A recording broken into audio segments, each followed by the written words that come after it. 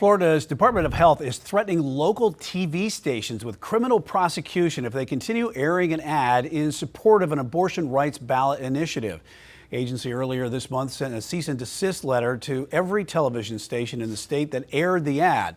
The chair of the Federal Communications Commission says that the threats from the Florida government officials undermine the First Amendment. I want to go ahead and bring in Chief Legal Analyst Khalif Rhodes. And first off, let's describe this ad a little bit and where we're going with this. This is just an ad with a woman that talked about her experience. She said in this ad that when she went through her abortion, if the law was in place as it is today, she would not have been able to get service. And she said she would have probably been dead because they had detected something in the child that would have killed her. And during the process of that, the decision making was really quick. And she said, under the current standard, I would not be alive today. It's a really emotional, really heartfelt ad, and it's obviously trying to get voters motivated to get out there and repeal this because there will be a constitutional vote in their state to address this.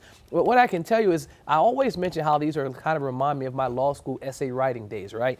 And this is one because it always tries to get you to miss the important part. This is a clear First Amendment issue. When you listen to what the general counsel for the Health Department said, he said that you can do ads all day about abortion. You just can't say things that are false. Well, he's not the arbitrator and the decision maker of false. And so we have to talk about speech. The Constitution protects free speech in this country. And you have the First Amendment that protects that, right? And it says that the government can't chill or quiet your speech unless they have a compelling public interest.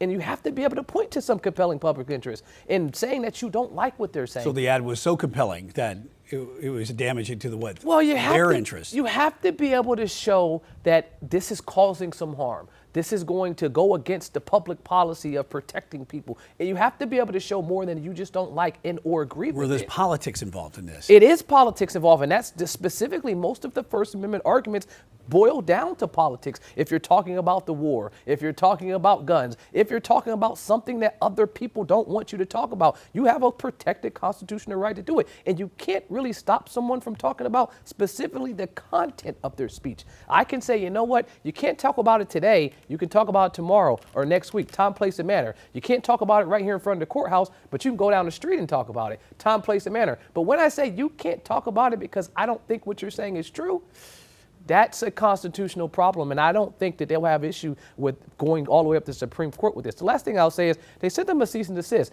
60 days in jail, $500 penalty, right? Great. But it didn't say who would be going to jail. They just sent it to the newsroom. So I want to know who in the newsroom is going to say, you know what, send me to jail for this cease and desist. The anchor reading or the GM of the TV station? They didn't announce that, and that's the problem.